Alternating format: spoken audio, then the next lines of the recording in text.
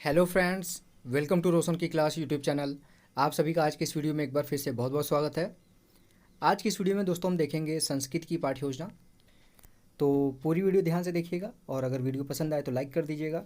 और अगर आप लोगों को किसी भी पाठ्य योजना की ज़रूरत है, किसी भी सब्जेक्ट की, किसी भी क्लास की, तो नीचे कमेंट बॉक्स है, आप कमेंट बॉक्स में कमेंट कर सकते हैं। मैं 24 से 48 घंटे यानी कि 1 से 2 दिन के अंदर आप लोगों की पाठ्य योजना आप तक पहुँचाने की पूरी कोशिश करूँगा।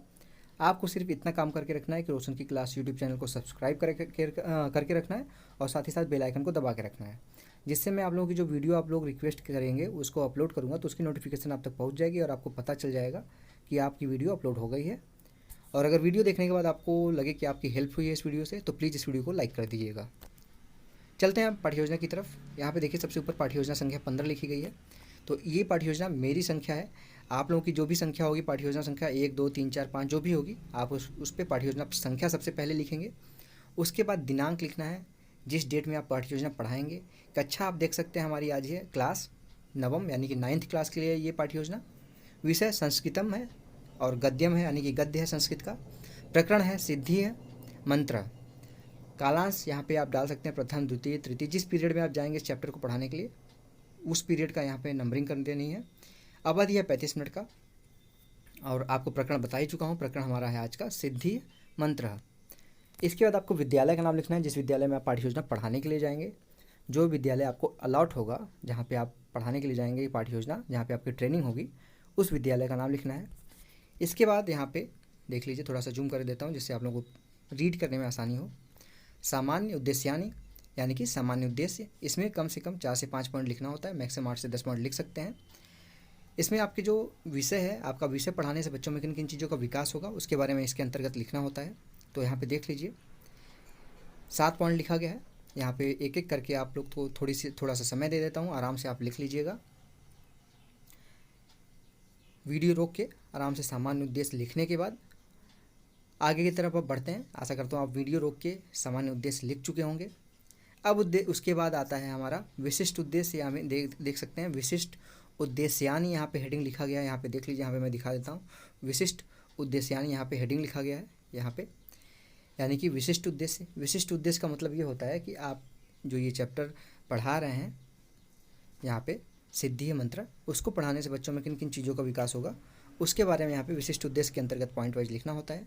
तो यहाँ पे विशिष्ट उद्देश्य यानी एक साइड हेडिंग लिख लीजिए और दूसरे साइड दाहिने तरफ अपेक्षित व्यवहारगत परिवर्तनानि यानी कि अपेक्षित व्यवहारगत परिवर्तन लिखना है। पहला इसमें हेडिंग है ज्ञानात्मकम। इसके अंतर्गत है क भाषा तत्वानाम ज्ञानम। इसके अंतर्गत देखिए 2 पॉइंट लिखा गया है। इन दोनों पॉइंटों को आप देख के लिख लीजिएगा। थोड़ा सा मैं जूम कर देता हूँ जिससे आप लोगों को लिखने में आसानी हो। ठीक है, इसके बाद आगे चलते हैं हम। आगे है आपका तीसरा पॉइंट। यहाँ पे तीसरा पॉइंट, चौथा पॉइंट और पांचवा पॉइंट, यहाँ पे 6 पॉइंट है टोटल। 6 पॉइंट लिखने के बाद आप लोग को मैं पूरा दिखा देता हूँ जिससे आप लोगों को दिक्कत ना हो लिखने में। सारी चीज़ें आप लाइन वाइज लिख लीजिएगा, गलती मत करिएगा जल्दीबाजी में। आप जब लेसन प्लान बना रहे हैं, पाठ्य योजना बना रहे हैं, तो उसमें गलती नहीं होनी चाहिए। गलती होने का मतलब है आपके फाइल में कटपिट होगा। कटपिट होगा तो देखने में अच्छा नहीं लगेगा और एग्जामिनर जो आपकी कॉपी फाइल चेक करेगा उसको देख के आपकी फ़ाइल लगेगा कि ये बच्चा अच्छा नहीं है, इसने अपनी फ़ाइल में गलतियाँ की हैं। तो आराम से लिखिएगा, कोई जल्दीबाजी नहीं है। आराम से एक एक चीज़ सही से पढ़ के लिखिएगा, गलती मत करिएगा। ठीक है, उसके बाद अगली यहाँ पे हेडिंग है ख विषय वस्तुना ज्ञानम छात्राणाम सिद्धि मंत्र विषय ज्ञान प्रदानम। यहाँ पे मेरा सब्जेक्ट जो है वो संस्कृत नहीं है, मैं मैथ और साइंस का सब्जेक्ट स्टूडेंट हूँ, इसलिए संस्कृत में कक्षा 6 तक ही पढ़ा हूँ। तो यहाँ पे संस्कृत हो सकता है मुझे पढ़े काफ़ी दिन हो गया, तो इसलिए मैं यहाँ पे रीड नहीं कर रहा हूँ, क्योंकि हो सकता है मैं कुछ गलत रीड कर दूँ और आप लोग वही चीज़ लिख लें। इसलिए आप खुद से आप संस्कृत की पाठ्य योजना बना रहे हैं तो आपका सब्जेक्ट संस्कृत रहा होगा तभी आप बना रहे हैं। मेरा बस कार्य ये है कि आप लोगों तक ये कंटेंट पहुँचाना, आप लोगों की हेल्प करना। आप आराम से वीडियो देख के रोक के वीडियो लिख लीजिएगा एक एक पॉइंट, इसलिए मैं समय दे रहा हूँ, पर्याप्त समय दे रहा हूँ कि आप लोग आराम से लिख लीजिए। उसके बाद मैं आगे की तरफ बढ़ूँगा। यहाँ पे ख लिखने के बाद पॉइंट, उसके बाद दूसरा यहाँ पे हेडिंग आता है। अगर नहीं लिख पाते हैं उतने समय में तो आप वीडियो रोक लीजिएगा, वीडियो रोक के आराम से लिख लीजिएगा, फिर तब प्ले कर दीजिएगा वीडियो को। दूसरी हेडिंग है अर्थ ग्रहणात्मक कम। यहाँ पे उसके अंतर्गत भी 2 पॉइंट लिखा गया है। तीसरा है यहाँ पे अभिव्यक्त्यात्मक कम, यहाँ पे उसमें भी 2 पॉइंट लिखा गया। इसके बाद अभियोग्यात्मक, उसमें भी 2 पॉइंट लिखा गया। उसके बाद है अभिरुच्यात्मकम, फिर लास्ट में है अभिवृत्त्यात्मकम। ठीक है, सारे में सभी हेडिंग के अंतर्गत 2-2 पॉइंट लिखा गया। आप अगर इसको कम करना चाहें तो कम कर सकते हैं, अपने अनुसार विशिष्ट उद्देश्य के अंतर्गत आप जितने पॉइंट लिखना चाहें लिख सकते हैं। वैसे 6 पॉइंट होता है, तो 6 पॉइंट में आप 1-1 पॉइंट लिखना चाहते हैं तो 1-1 पॉइंट लिखिए, 2-2 पॉइंट लिखना चाहते हैं 2-2 पॉइंट लिखिए।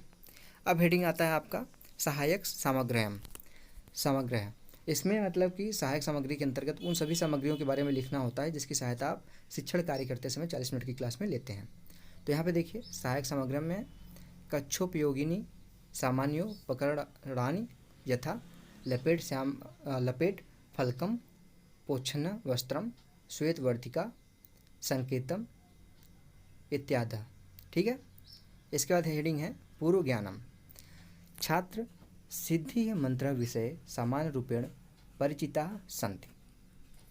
अब उसके बाद है प्रस्तावना प्रश्न में छात्राध्यापिका प्रस्तुत पाठ्य प्रति छात्राणां जिज्ञासां उत्कंठां च उत्पन्न करणाय तेषां पूर्वज्ञानस्य आधारणे। ठीक है। निम्नलिखितानि प्रश्नानि पृच्छति, यानी कि बच्चों की जिज्ञासा के अनुसार, उनके पूर्व ज्ञान के अनुसार यहाँ पे छात्राध्यापक या फिर छात्राध्यापिका यही लिखा गया है कि बच्चों से कुछ प्रश्न पूछेगी जिससे उनके द्वारा ये पता लगाया जा सके कि आपका प्रकरण क्या है प्रश्न के द्वारा। तो यहाँ पे 2 हेडिंग कॉलम बना लीजिए, छात्राध्यापक क्रिया, दूसरी तरफ छात्रा क्रिया। छात्राध्यापक क्रिया की जगह अगर लड़की हैं आप तो छात्राध्यापिका क्रिया हो जाएगा। इसमें ध्यान दीजिएगा 2-3 चीज़ें कि 3 प्रश्न पूछ के अपना प्रकरण निकलवाना होता है और ज़्यादा से ज़्यादा 5 से 6 प्रश्न पूछ सकते हैं अपना प्रकरण निकलवाने के लिए। प्रश्नों के क्रम में क्रमबद्धता होनी चाहिए, इतनी सारी चीज़ें होंगी तो आपका प्रस्तावना प्रश्न अच्छा होगा। यहाँ पे देख लीजिए पहला प्रश्न पूछा गया है, मनुष्य परम रिपुः कः अस्ति। तो यहाँ पे उसका बच्चे उत्तर देंगे मनुष्य परम रिपुः आलस्य अस्ति। दूसरा प्रश्न है आलस्य पदस्य किम विलोम। फिर उसका आंसर मिलेगा परिश्रम आलस्य पदस्य विलोम। फिर तीसरा प्रश्न है यहाँ पे परिश्रमेण किम प्राप्नोति। तो यहाँ पे उसका उत्तर मिलेगा परिश्रमेण सिद्धि प्राप्नोति। फिर चौथा प्रश्न बनेगा यहाँ पे आपका सिद्धि मंत्र है, यहाँ पे आपका प्रकरण निकल गया तो वहाँ से प्रश्न पूछ सकते हैं। सिद्धि है मूल मंत्र किम अस्ति, ये समस्यात्मक प्रश्न हो जाएगा, बच्चे इसका उत्तर नहीं दे पाएंगे। छात्र निरुत्तर यहाँ पे लिख दीजिए। उसके उद्देश्य कथन अपना बोलिए, बहु छात्रा अध वयम सिद्धि मंत्र विषय अध्ययन करिष्याम। ठीक है। अब इसके बाद बच्चों को आप चैप्टर के बारे में बता दिए हैं, उनको पढ़ाना है, आपको प्रस्तुतिकरण करना है। चैप्टर का प्रस्तुतिकरण करिए। अब यहाँ पे एक श्लोक लिख दीजिए। इसके बाद प्रकरण लेखनम छात्राध्यापक प्रकरण अंकित करिष्यति। मतलब आप जब श्यामपट्ट पे आप प्रकरण लिखेंगे स्टार्टिंग में तो आपको पता है कि प्रकरण का नाम नहीं लिखना होता। जब श्यामपट्ट कार्य करेंगे स्टार्टिंग में प्रकरण लिख के खाली स्थान छोड़ देते हैं। जब आप उद्देश्य कथन के द्वारा प्रस्तावना प्रश्न के द्वारा अपना प्रकरण निकलवा लेते हैं तो उद्देश्य कथन बोलते समय आप अपना प्रकरण श्यामपट्ट पे लिख लेंगे। अब प्रस्तुतिकरण है, यहाँ पे देख लीजिए अगला हेडिंग प्रस्तुतिकरणम। यहाँ पे पहला पॉइंट लिखिए उस कॉलम का पूरा जो पैरा है, रामदास डैश डैश डैश जातम। पूरा पैरा यहाँ पे देख लीजिए लिखा गया है, आप देख के लिख सकते हैं। पैरा आपके पास किताब होगी तो उसमें भी आपको मिल जाएगा छनों की। रामदास पूरा पैरा यहाँ पे लिखा गया, आप आराम से लिख लीजिएगा देख के। अगर लिखना है पैरा तो नहीं लिखना है, ज़रूरी नहीं होता पैरा लिखना, आप स्टार्टिंग पॉइंट और एंड पॉइंट लिख दीजिए रामदास डैश डैश डैश जातम। और लिखना भी है तो आपको यहाँ पे मैंने पैरा दिखा दिया है। उसके बाद यहाँ पे 4 कॉलम बनाने हैं। शिक्षण बिंदु, यानी कि शिक्षण बिंदु, छात्राध्यापक क्रिया, छात्र छात्रा क्रिया, श्यामपट्ट कार्यम। शिक्षण बिंदु में आदर्श वाचन, छात्राध्यापक आदर्श वाचन करेगा उस पैरा का उचित लय गति के अनुसार। छात्राध्यापक कक्षायां छात्राणां सम्मुखे यति गति विरामादि चिन्हाना आरोहावरोह पूर्वकम शुद्ध स्पष्ट आदर्श वाचनम करिष्यति। छात्र उसको ध्यानपूर्वक सुनेंगे। आप सारी चीज़ें आपको पता है, इसको आप आराम से देख के लिख लीजिएगा। उसके बाद अनुकरण वाचन आएगा, उसके बाद उच्चारण अभ्यास आएगा, उसके बाद कठिन निवारण शब्द आएगा। ठीक है, कुछ कठिन शब्द होंगे, उसका आंसर यहाँ उसका आपको परिभाषा बतानी उसकी कठिन शब्द। वीडियो रोक के आप आराम से इस चीज़ को लिख लीजिएगा। और वीडियो में अगर आप लोगों को देखने में थोड़ी दिक्कत हो तो 360 पिक्सल पे जो वीडियो की क्वालिटी होती है उसको कम से कम 360 पिक्सल या फिर उससे ऊपर कर लेंगे, आपको आराम से सारी चीज़ें क्लियर दिखेंगी। ठीक है। अब इसके बाद आगे बढ़ते हैं हम यहाँ पे शिक्षण, फिर अगले यहाँ पे आगे की तरफ है शिक्षण बिंदु में भाषा कार्यम, यहाँ पे नंबरिंग दी गई है, छात्राध्यापक क्रिया है। सारी चीज़ें यहाँ पे आप लोग वीडियो रोक के लिख लीजिएगा, क्योंकि एक एक चीज़ मैं बताऊँगा तो काफ़ी बड़ी वीडियो बन जाएगी।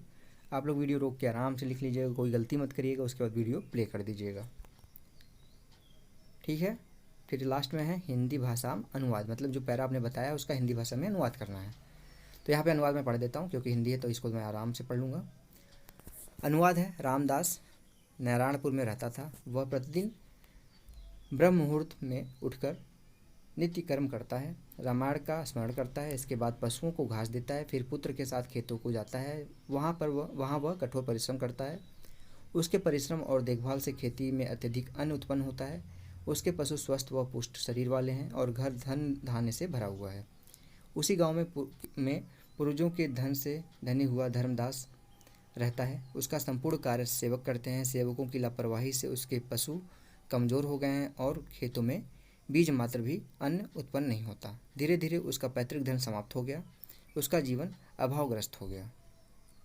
मौन पाठ्यम है, यानी कि मौन हो कि छात्राध्यापक यहाँ पे पाठ को बच्चों को बोलेगा कि निर्देश देगा कि आप लोग इस पैरे का यहाँ पे एक बार वाचन करिए। सारी चीज़ें हो गई। इसके बाद आगे की तरफ बढ़ते हैं हम। अब यहाँ पे आप देखिए लास्ट में आता है आपका अगला, यहाँ पे शिक्षण बिंदु है विचार विश्लेषणात्मक प्रश्न, यानी कि विचार विश्लेषण प्रश्न यहाँ पे करना है। यहाँ पे 2 से 3 प्रश्न कम से कम, या फिर ज़्यादा से ज़्यादा 5 से 6 प्रश्न कर सकते हैं। यहाँ पे देख लीजिए सारे प्रश्न आपके जो पढ़ाए रहेंगे उसी में से आपको करना है। तो जो चीज़ आप बताए रहेंगे क्लास में उसी में से यहाँ पे प्रश्न पूछिए बच्चों से। तो यहाँ पे देख लीजिए प्रश्न पूछा गया है, आप आराम से इसको लिख लीजिएगा। सारी चीज़ें दिखेंगी आपको, ऐसा मैंने यहाँ पे इस वीडियो को बनाया कि सारी चीज़ें क्लियर दिखेंगी। बस आप 360 पिक्सल से ऊपर की क्वालिटी करके देखिएगा या फिर 360 पिक्सल करके देखिएगा, सारी चीज़ें आपको डिटेल में दिखेंगी। फिर लास्ट में यहाँ पे हेडिंग है पुनः सस्वर वाचन। उसके बाद मूल्यांकन प्रश्न है। मूल्यांकन प्रश्न में भी यहाँ पे 4 प्रश्न पूछा गया है। उसके बाद यहाँ पे आगे की तरफ बढ़ते हैं। आगे है हमारा हेडिंग 5वां प्रश्न मूल्यांकन में। उसके बाद लास्ट में है प्रदत्त कार्यम, यानी कि गृह कार्य। घर से करके लाने के लिए बच्चों को कार्य दिया जाता है, जिसको बच्चे घर पे जाके करेंगे तो उनका रिवाइज होगा और उनको चैप्टर याद हो जाएगा। तो यहाँ पे एक कार्य यहाँ पे दिया गया है गृह कार्य में छात्राध्यापक गृह कार्यम दास्यत, यानी गृह कार्य देगा। भो छात्रों सिद्धि मंत्र इति पाठ विस्तार पूर्वकम गृहस्थ पठित्वा आगमिष्यन्ति, ठीक है। उसके बाद प्रदत्त कार्य बच्चे अपनी कॉपी में नोट करेंगे। इसको आप श्यामपट्ट पे भी लिख दीजिए, गृह कार्य जो आपने दिया है उसको बच्चे अपनी कॉपी में नोट करेंगे। आप क्लास में टहल के देख लीजिए कि बच्चे को कोई दिक्कत तो नहीं हो रहा गृह कार्य नोट करने में। तो ये था आपका आज का लेसन प्लान। आशा करता हूँ आपको आज का लेसन प्लान पसंद आया होगा। अगर इसकी PDF चाहिए तो मैं इसका लिंक दे दूँगा नीचे डिस्क्रिप्शन बॉक्स में, उसमें से आप PDF डाउनलोड कर सकते हैं। और अगर आप लोगों को वीडियो पसंद आई तो प्लीज़ इस वीडियो को दोस्तों लाइक ज़रूर करिएगा। और अगर आप लोगों को इसके अलावा किसी भी सब्जेक्ट के किसी भी क्लास के आप लोगों को पाठ्य योजना की ज़रूरत है या फिर सूक्ष्म शिक्षण पाठ्य योजना की ज़रूरत है तो नीचे कमेंट बॉक्स है उसमें कमेंट कर सकते हैं आप। मैं 1 से 2 दिन के अंदर आप लोगों की पाठ्य योजना आप तक पहुंचा दूंगा। आपको जितना मैंने बोला है उतना कार्य करना है। सिर्फ सब्सक्राइब करके रखना है रोशन की क्लास यूट्यूब चैनल को और साथ ही साथ बेल आइकन को दबा के रखना है, जिससे मैं यहाँ पे आप लोगों की वीडियो अपलोड करता हूँ तो उसकी नोटिफिकेशन आप तक पहुँच जाए और आपको पता चल जाए कि आपकी वीडियो अपलोड हो गई है। तो फ्रेंड्स मिलते हैं अगली वीडियो में, तब तक के लिए आप लोगों का बहुत बहुत धन्यवाद। जय हिंद, वंदे मातरम।